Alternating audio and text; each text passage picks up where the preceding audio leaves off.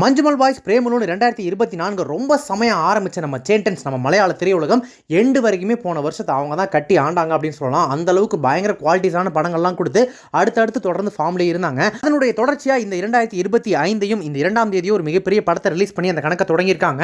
Identity அப்படின்ற இந்த படத்தில் டோவினோ தாமஸ் ஹீரோவாகவும் த்ரிஷா ஹீரோயினாகவும் நடிச்சிருக்காங்க. பல முக்கியமான கதாபாத்திரங்களில் பல முக்கியமான நடிகர்களும் நடிச்சிருக்காங்க.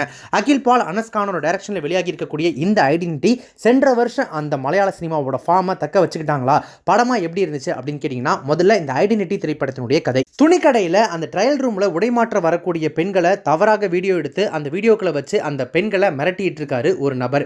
அந்த நபரை அவருடைய இருப்பிடத்திற்கே தேடி சென்று கொள்றாரு இன்னொரு மர்ம நபர். அந்த கொலையாளியை நேரில் பார்த்த ஒரே சாட்சி அலிஷா, அதாவது நம்ம த்ரிஷா. இந்த வழக்கை விசாரிக்கக்கூடிய காவல் ஆய்வாளர் அலன், அதாவது வினய்.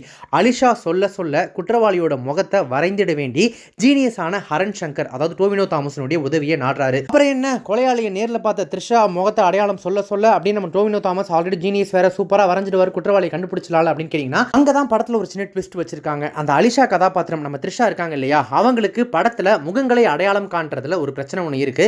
இருந்தாலும் அவங்க சொல்லக்கூடிய அடையாளங்களை வச்சு ஹரன் வரையக்கூடிய முகம் ஹரனின் முக சாயல்லையே இருக்கு. தெளிவா சொல்லணும்னா, ஒரு கொலையை பார்த்தாங்க இல்லையா த்ரிஷா, அந்த கொலையாளியை அவங்களுக்கு ஞாபகம் இருந்த வரைக்கும் அந்த சவாலெல்லாம் தாண்டி அவங்க சொல்ல சொல்ல ஜீனியஸான டோவினோ தாமஸ் அப்படியே வரைகிறாரு.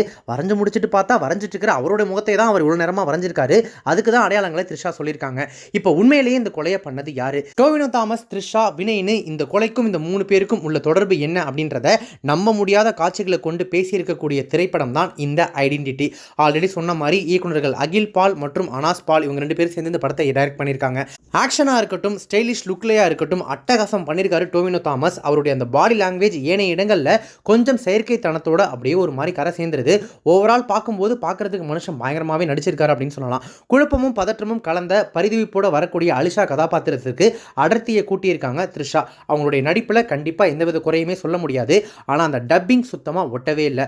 முதல் பாதியில் வினயினுடைய நடிப்பும் உடல் மொழியும் ஒரு மாதிரி கவனிக்க வச்சாலும், இரண்டாவது பாதியில் எடுக்கக்கூடிய வெவ்வேறு அவதாரங்களில் அந்த யதார்த்தம் நிறைய இடங்களில் மிஸ்ஸிங். ஷம்மி திலகன், அஜு வர்கீஸ், அர்ச்சனா ரவி, கோபிகா ரமேஷ் ஆகியோர் கதைக்கு தேவையான தாக்கத்தை ஏற்படுத்திட்டு அப்படியே கடந்து போயிடுறாங்க. அகில் ஜார்ஜினுடைய ஒளிப்பதிவு இன்வெஸ்டிகேஷன் த்ரில்லருக்கான அந்த இறுக்கத்தையும் பரபர ஸ்டைலிஷ் ஆக்ஷனுக்கான அந்த பளபளப்பையும் கொடுத்து ஒளிப்பதிவாளராக படத்தை பாஸ் பண்ணி விட்டுறாரு. அடுக்கடுக்கான கிளை கதைகளை முடிஞ்ச வரைக்கும் சிக்கலின்றி பரபரப்பு குன்றாமல் கோர்க்க ரொம்பவே போராடி இருக்கு சமன் சாக்கோவின் படத்தொகுப்பு. படம் முழுவதும் நிறைந்திருக்கக்கூடிய அந்த உணர்ச்சிகளுக்கு ஆழத்தை கூட்டி ஒரு புதுவிதமான அனுபவத்தை தன்னுடைய இசையின் மூலமா படத்தில் கடத்தியிருக்காரு ஜேக்ஸ் பிஜாய். பின்னணி இசை உண்மையாவே தரமா இருக்கு அப்படின்னே சொல்லலாம். அதிலும் விறுவிறுப்பான காட்சிகளையும் ஆக்ஷன் காட்சிகளையும் ஜேக்ஸ் பிஜாயினுடைய கைதான் ஓங்கி இருக்கு. அந்த காட்சியினுடைய டோனையே அவருடைய இசை வேற மாதிரி மாத்திருக்குன்னு சொல்லலாம். ஃபேஸ் பிளைண்டால பாதிக்கப்பட்ட பெண், அதே திறமையுள்ள நாயகன், மர்மம் நிறைந்த போலீஸ், கண்டுபிடிக்கப்படாத குற்றவாளி அப்படின்னு சொல்லிட்டு ஃபர்ஸ்ட் ஆஃபினுடைய அந்த களமும் அந்த கதாபாத்திரங்களும் பயங்கர இன்ட்ரெஸ்டிங்காக செட் பண்ணாங்க. செயற்கைத்தனமான நடிப்பும் யூகிக்கும்படியான சில திருப்பங்களும் தொந்தரவு பண்ணாலும் கூட அடுத்தடுத்து வரக்கூடிய அந்த ட்விஸ்ட்டு, மர்ம முடிச்சுகள், பரபர இன்வெஸ்டிகேஷன், முக்கிய கதாபாத்திரங்களுக்கான ஆழமான ஃப்ளாஷ்பேக் அப்படின்னு சொல்லிட்டு ஒரு த்ரில்லருக்கான மீட்டரில் தடங்களே இல்லாமல் நடை போட்டு ஃபர்ஸ்ட் ஹாஃபில் சூப்பராகவே பாஸ் பண்ணிட்டாங்க ஸ்க்ரீன் பிளேல. அது வரைக்கும் ஒரே ட்ராக்ல நீட்டாக போயிட்டு இருந்த படத்தினுடைய ஸ்க்ரீன் பிளே அதுக்கப்புறம் எக்கச்சக்க ஜானர்களையும் கிளைக்கதைகளையும் தடமாறி ஓடுது. விமான பயணிகளோட பாதுகாப்பிற்காக அண்டர் கவரில் பயணிக்கக்கூடிய ஸ்கை மார்ஷல்கள், சாட்சியங்களை பாதுகாக்க உருவாக்கப்பட்ட விட்னஸ் செக்யூரிட்டி ப்ரோக்ராம், விமானங்களோட போக்குவரத்தை கண்காணிக்கக்கூடிய அமைப்பு, கதாநாயகனின் அதீத சாகசம் அப்படின்னு சொல்லிட்டு அரை மணி நேரத்திற்கு ஒரு முறை வேற வேற உலகத்துக்குள்ள எதுக்கு போகிறாங்க எதுக்கு வராங்கன்னு அவங்களுக்கும் தெரியல, நமக்கும் புரியல. அதுலேயும் கிளைமேக்ஸ் வரைக்கும் புது புது பாத்திரங்கள் அறிமுகமாகிட்டே இருக்கிறதுலாம் ஏங்க இதெல்லாம் ரொம்ப போங்காட்டாங்க. படம் பார்க்குறவங்களை பார்த்தா எப்படி தெரியுது அப்படின்ற மாதிரி இருக்கு. ஏன்னா கதாபாத்திர அறிமுகம்லாம் இடைவேளை வரைக்கும் கூட ஓகே, இல்லை இடைவேளை முடிஞ்சு வரக்கூடிய செகண்ட் ஹாஃபோட ஸ்டார்டிங்கில் கூட ஓகே, கிளைமேக்ஸ் வரைக்கும் புது புது கேரக்டர்ஸை இன்ட்ரோ பண்ணிட்டே இருந்தாங்க அப்படின்னா படம் பார்க்குறவங்க என்ன நினச்சதெல்லாம் எழுதியிருக்காங்க அப்படின்றது தெரியல. கதைக்களத்தோடு சம்பந்தப்பட்ட எல்லா கதாபாத்திரங்களும் ஒரே அடுக்குமாடி குடியிருப்பில் இருக்கிறது. வினய் குறித்து சக போலீஸ்களுக்கே தெரியாமல் இருக்கிறது. ஒருத்தர் கொலை செய்ய போறாரு அப்படின்னா எப்படி போவார், யாருக்கும் தெரியாமல் சகஜமாக எல்லாரும் மாதிரி ட்ரெஸ் பண்ணிட்டு போவார். ஆனால் இதில் வரக்கூடிய அந்த கொலை செய்கிற நபர் இருக்கார் இல்லையா, அவர் ஏதோ பெரிய மனிதன் பட ரஜினிகாந்த் மாதிரி அந்த சண்டைக்குனே தயாரித்த அந்த சட்டையெல்லாம் போட்டுட்டு கிளம்புறதெல்லாம் பார்க்கும்போது ஒன்றும் சொல்கிறதுக்கு இல்லை. துப்பாக்கியால் சுட்டாலும் அடுத்த காட்சியில் கேஷுவலாக கதாபாத்திரங்கள் வர்றது அப்படின்னு சொல்லிட்டு கூரையை பிச்சுக்கிட்டு கொட்டுன்னு கொட்டுறதுக்கு ஏகப்பட்ட லாஜிக் மீறல்கள் இந்த படம் முழுக்க இருந்துகிட்டே இருக்கு.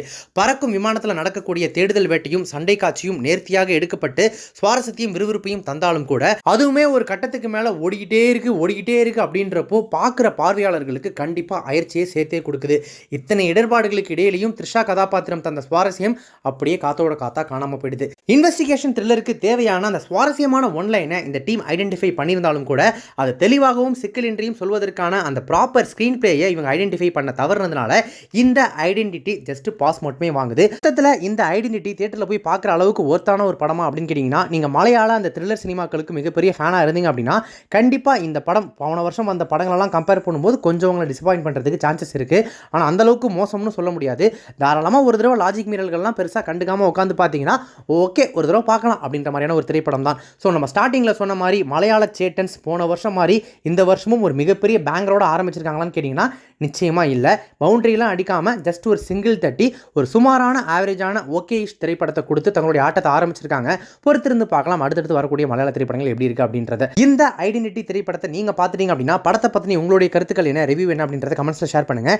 இப்போ இந்த ரிவ்யூ உங்களுக்கு ரொம்ப பிடிச்சிருந்துச்சுன்னா லைக் பண்ணுங்கள், ஷேர் பண்ணுங்கள். நம்ம சேனலை இது வரைக்கும் சப்ஸ்கிரைப் பண்ணாதவங்க யாராவது பின்னாடி பார்த்துருக்கீங்க அப்படின்னா மறக்காம உடனே இப்போவே நம்ம சேனலுக்கு சப்ஸ்கிரைப் பண்ணிட்டு பக்கத்தில் நோட்டிஃபிகேஷன் பெல் பட்டனையும் மறக்காம டிங் நினைத்துருங்க.